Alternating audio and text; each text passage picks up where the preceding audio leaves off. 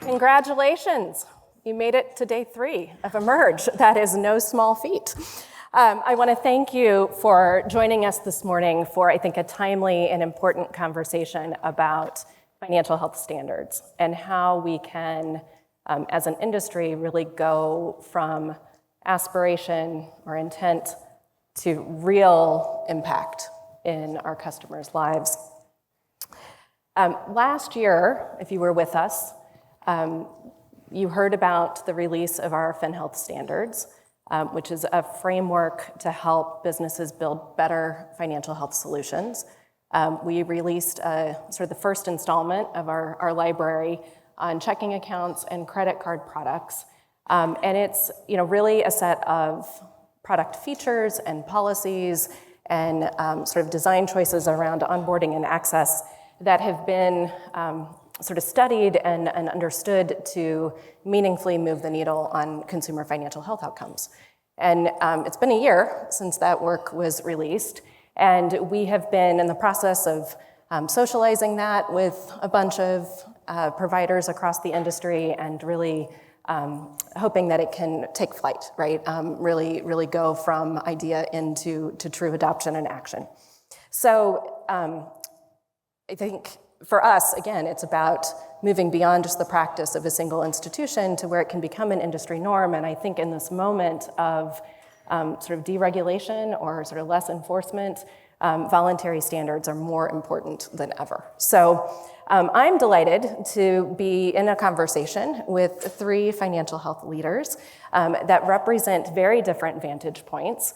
We've got Adam here from Capital One, from a very large bank, financial institution, and Ajamu here from ESL Federal Credit Union, and Crystal here from MX. And I think you'll see how these standards can really be adopted in a variety of contexts. So I'm going to ask each one of my panelists to introduce themselves and help explain kind of why this is valuable, why this is important to you in your organizational context. And I'm going to start with Adam.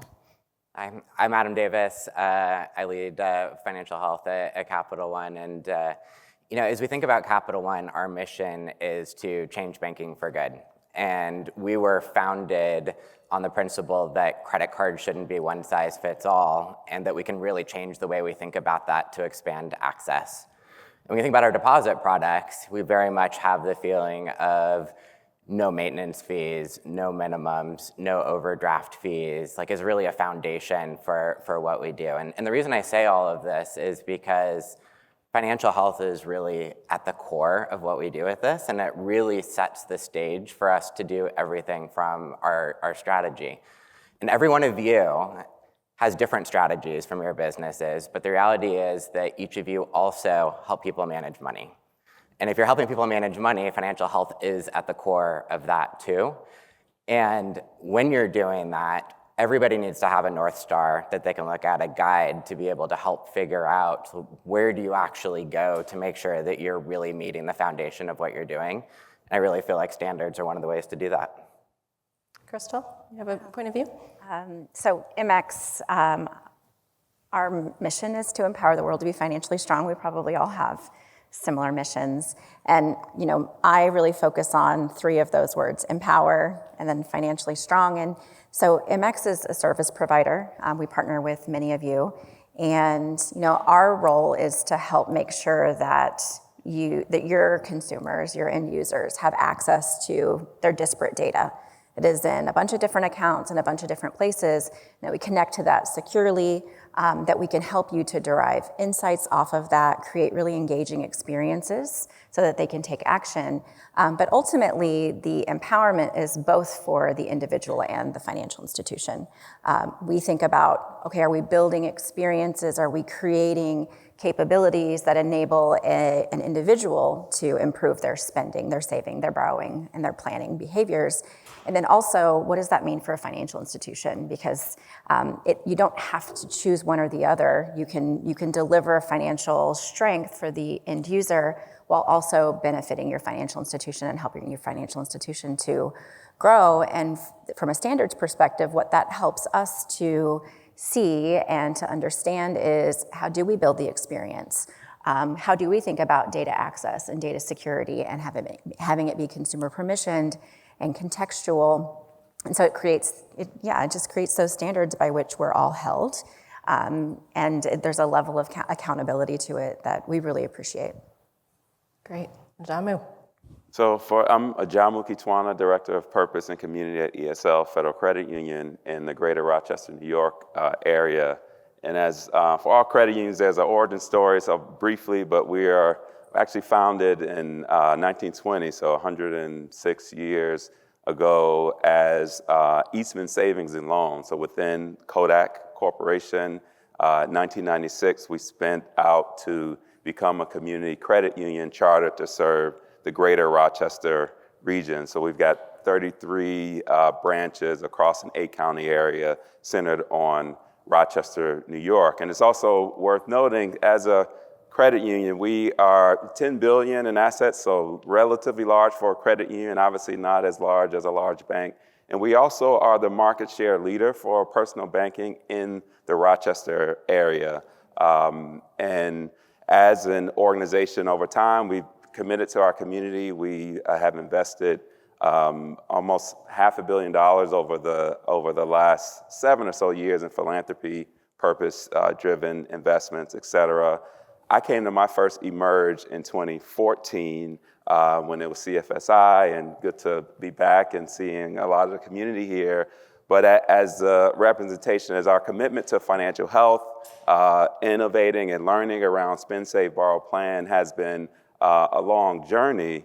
The standards for us are really valuable in that they provide specific focus. We've had several efforts, including gathering our own data to assess financial health, doing surveys for financial health, but it hasn't always been clear, once you have that information, what action can we take from a product service delivery standpoint to deliver on our financial health and financial wellness goals. And so the standards have been really valuable to give some specific focus to how we innovate, how we improve in our efforts to ultimately positively impact financial health. Excellent. So I hear standards can provide a North Star. They can provide specificity, right, in terms of that roadmap, and they can hold us accountable for what's good, right? And so that's great. So I want to double click for each of you to talk about what this has looked like inside your institutions.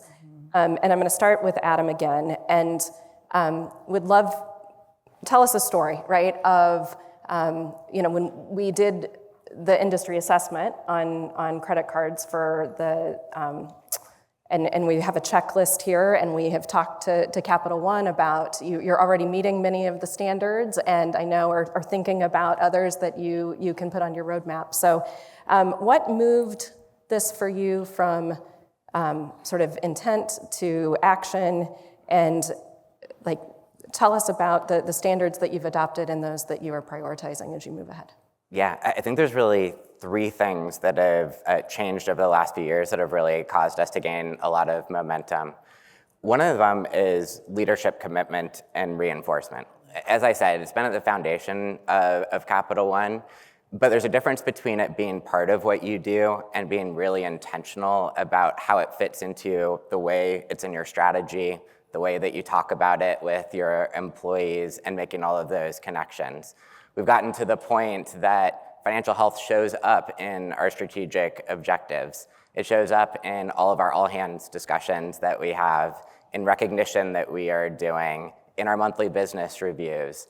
You can't name a place where financial health probably doesn't show up somewhere, and so people know that it matters from leaders, and I feel like if employees don't know that it matters, it's not something that they are going to be spending as much time focusing on. So that's the first thing. The second thing is measurement. We heard a lot earlier this week about combining administrative data with survey data. That's something that we've been spending a lot of time on. But it's not just about the measurement, it's how do you link that back to that strategy. So if you now have a strategy and you are able to say, look, I'm actually going to measure the outcome of this with these few measures, and then that also becomes part of your constant conversation every month, and people can see what success looks like, That's the next layer that we feel like is really important. And then the third thing, and I think this is the hardest one that we're still trying to make progress on, is how does everyone in the company feel their connection to financial health? We fundamentally believe that every single person in every role has the ability to impact financial health, but people can't always see that connection. And let me provide an example of this. Let's assume that you have someone working in our fraud department, and they think that their role is to stop the fraudsters and decrease the amount of losses that we have for the company. That's a really important role. What if you rephrase that and said, your job is to stop customers and Capital One from being defrauded? Changes a little bit what the lens. And what if you further said, well, and your goal is also to make sure that people have the ability to spend their money when they need to? And then what if you actually take some measurement and you put it on top of that and say, well, here's what good looks like? That's a way where, look, I haven't changed what this person's role is. They're doing the same thing, but now they might think about their role in a different way, and that allows you to make some of those connections. So we're trying to have those conversations in a way that people can make those connections, and we're about to start testing out some AI tools that will help people chat with them and maybe find more of their connections. I don't know how that's going to go, but there's a lot of things that we think that are going to be kind of really important with that. In terms of what we're prioritizing next, I think was the next part of your question. Linking back to the strategy, the way we think about how to prioritize is of the whole menu of things that we can do, which are the ones that are most aligned with where we want to be as a business right now and where we're focusing on, because that's where you can gain the most momentum. Maybe your company is focusing on loyalty, maybe on acquisitions, maybe closing a competitive gap. Look through the standards and figure out which of those is kind of most aligned with that bigger business priority. And don't feel like you have to necessarily go and do all the way to the standards. I'll give you an example where we've recently prioritized money labeling. And so with that one, our first version of this is taking a savings account, not a checking account, but a savings account, and creating digital envelopes or buckets. And then you could set aside money for a specific purpose. You can set a goal against that. Still in pilot phase, so not everyone has it yet. But that's an example where we haven't met every piece of the standard, but it's progress, and it aligns with something that's also important to us, kind of from a business strategy perspective. That's excellent. When you think about, I guess, when you think about the advice you would have for other organizations or sort of additional insight you want to share, what might surprise people in this room about sort of the complexity or the feasibility of doing this well? Yeah, I think sometimes you step back and you think, okay, I have to do all these new things, and so it's the act of working on these things that creates complexity and cost. I actually think it's the opposite. I think it is when you're not meeting your customers' needs, that creates complexity and cost. And I'll use an example. So when we were making the decision to eliminate overdraft fees kind of several years ago, we could have taken a very narrow view of that, which is we're going to lose a lot of money because we're no longer capturing this fee. And so that's the big takeaway we can get out of that. The reality is we took a much broader view of it, and we said, look, this is going to have a bunch of other impacts, because charging fees on things like overdraft creates a ton of complexity in the system. You have to deal with complaints, you have to deal with fee reversals, you have to deal with being kind of all the management that goes around that. And we have found that when we eliminated overdraft fees, we reduced complexity, we reduced risk. NPS scores went higher, customer servicing scores went lower. And one of the unexpected things is I've had numerous people come up to me over the last few years and have said, one of the reasons I joined Capital One is because of moves like this that you made, where you were actually taking this action. And this is from senior executives to people straight out of college.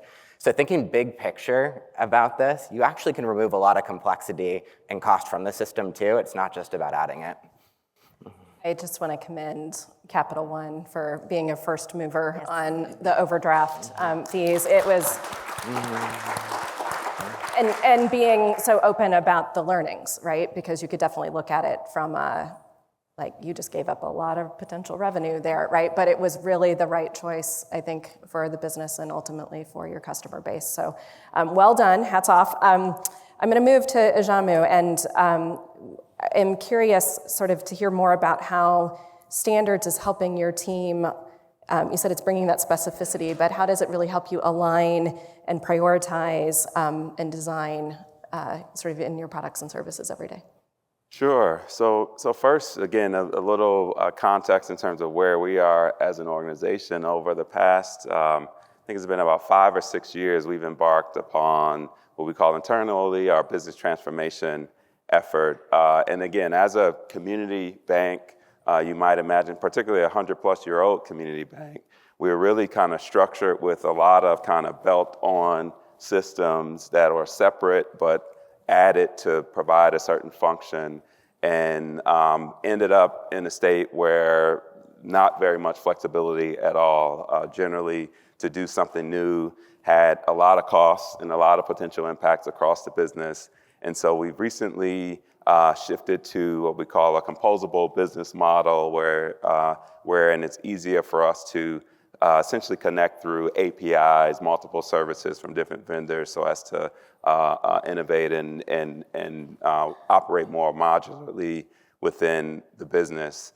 In parallel to that, we've also recognizing the need to improve our digital delivery channel, developed a digital development team, and even within that, what we call our customer value team, which is designed specifically to drive innovation for younger and lower income individuals. So it's really, for us, an important step towards innovation, which the averages yesterday, a lot of great discussions here at Emerge, but I love some of the discussions yesterday around the tendency to focus on the average and the all, and not so much on the each. So for us, the composability has given us the ability to focus more specifically and clearly on the each. And so within that context, a couple of areas where we are innovating with the help of the standards are, one, a spending tool that we've developed. And again, and even our product team has over the years really organized themselves around the financial health priorities of spend, save, borrow, plan, and the team working on helping customers to spend less than they make have developed this spending tool that is at least draws on the principles of the budgeting tool standards and the standards. So that's been valuable. We've have some recurring expenses tool that's in the backlog of that digital development team, following the standards, and also another version of more robust budgeting tool also is in the works by that group. And so being able to, again, one, organize ourselves to be innovative and recognize we need to deliver products and services differently. And as we've gotten organized, using those, the standards have really, again, helped us to focus,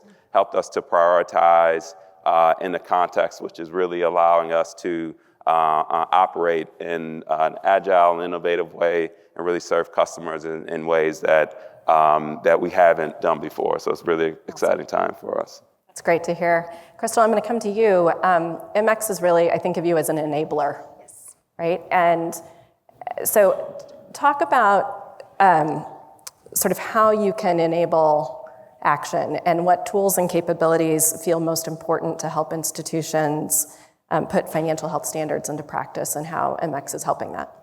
Yeah, we often talk about the self-driving car of finances. We've probably all used that ourselves. And I think the issue can be if you think about financial health or PFM or budgeting tools as the destination instead of the navigation system. And that's how we really think about it, is like, what data do you need?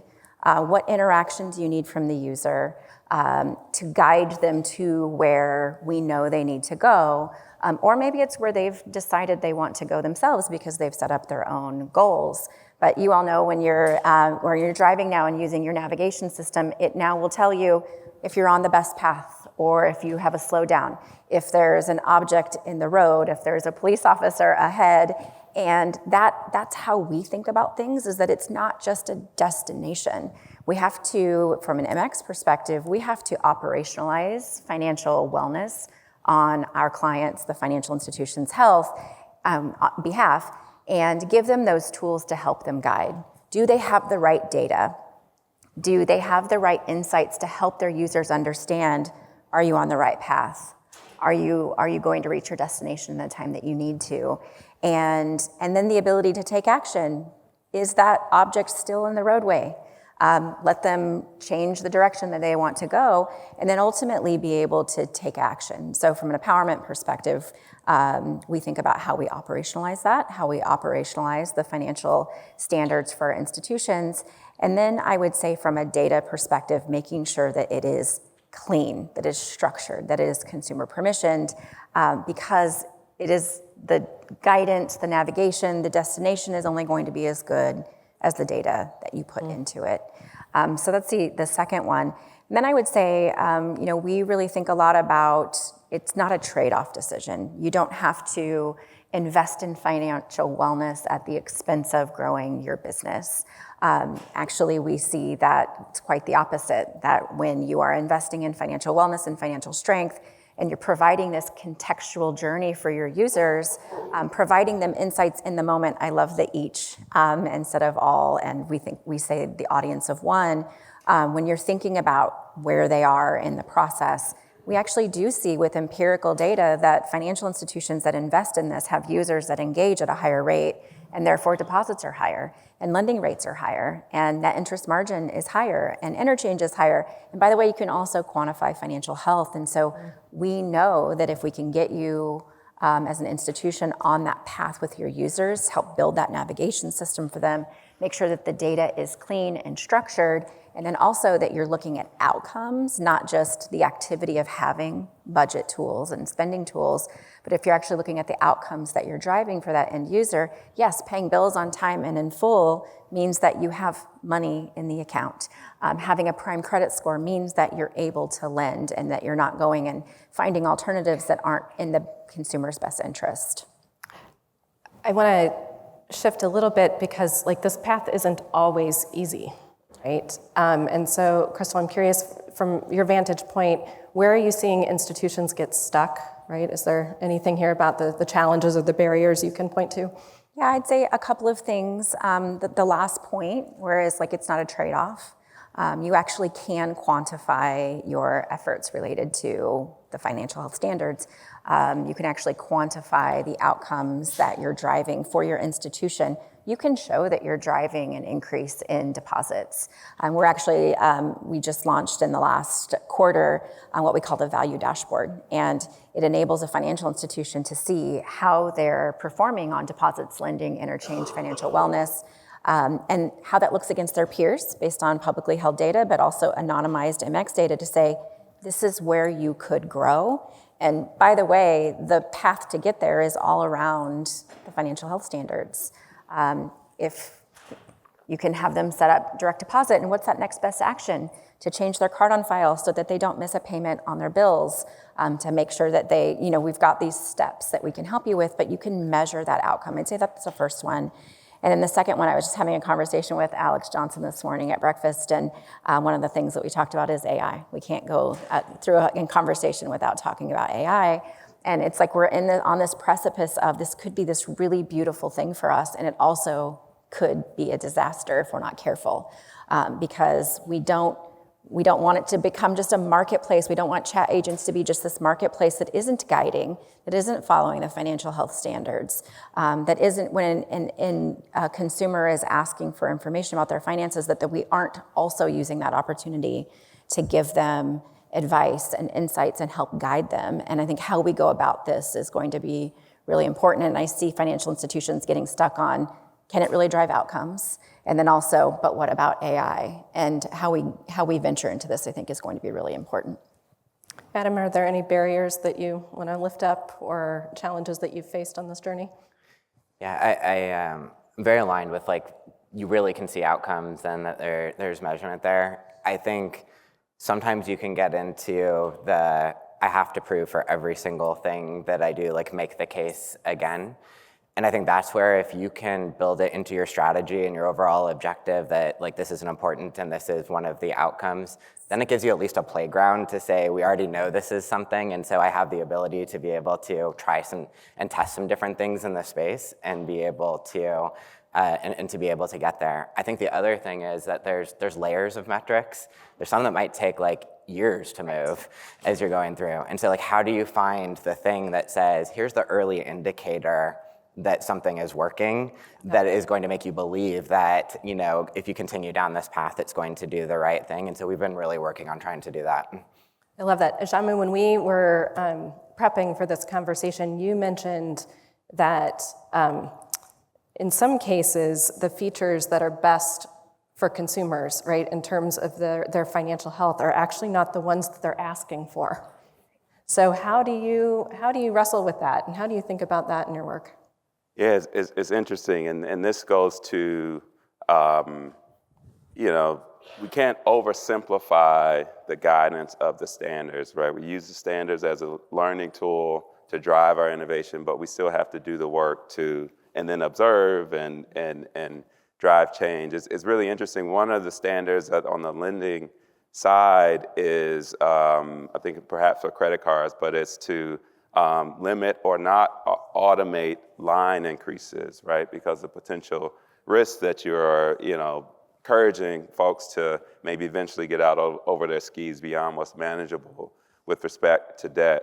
ESL for a long time, really up until it was, you know, less than 12 months ago this year, did not have automatic line increases. And we heard from our customers, why don't we have automatic line increases? All my other credit cards are increasing our lines. I feel like I've improved my credit. I'm doing all the right things. I want to be rewarded by automated line increases. And so we actually, not too long ago, a few months ago, incorporated an automated line increase in response to that customer demand. The tool that we implemented has both automated increases and decreases. And our risk team, our credit team is monitoring it to ensure that we're not seeing it overextend borrowers, and we'll continue to monitor that. But that's an example of a standard that we, you know, at least it gave us the attention to take another look at this really recent decision and to make sure we're taking care as we are responsive to our customers to also be responsible, if you will, to manage both our risk and financial health of our customers. So that's a good anecdote and example of how really these standards will help to guide our design and decision making, but we'll still have to continue to do the work and innovate as an organization to drive it forward. I want to add a little bit to the question around barriers and really building off. I loved the points, particularly Adam's points around there is so much data out there.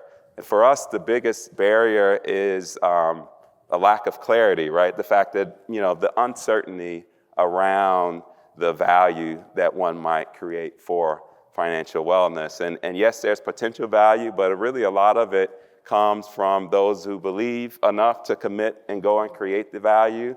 But wherein you have leadership that aren't clear and maybe don't have the same level of commitment or belief that there's profit to be made in financial health or financial wellness, it creates a door to be open. Well, hey, we aren't sure about that. Let's wait till you prove it and then go forward with it. You know, my role is purpose and community, and so I, over the years, had like kind of discussions around like, well, what's the business case for financial health? What's the business case for DEI, et cetera? And often I kind of answer that question with, at the end of the day, a spreadsheet isn't going to tell you to do this work or not do it. It really comes down to a commitment to an organization. Either you're committed to it or you're not. When you're committed, you can go after and figure out how to make it profitable, figure out how to use this strategy to win, However, where folks aren't that committed, looking for a way out, the uncertainty, which is true in any profitability analysis, there's always uncertainty, but sometimes that uncertainty can be used as a backdoor when the commitment isn't quite there. So really getting that commitment to the work is critical to moving forward and being successful. So I could sit here and talk to you all day, as I'm sure folks in the audience are eager to engage with each of you. I want to sort of turn to the audience and just say, you can be like these folks, right? In terms of really grounding in the standards and trying to make progress against the standards. And I want to just share that we are launching today a new program to help institutions really take action against the standards, providing guidance and resources and a peer learning opportunity. So please check out the QR code here and be part of our financial health standards adoption program. Because it's about all of us working together to shift, again, from the actions of a single company to making this sort of the practice that we see across the industry. So please join me in thanking our panelists.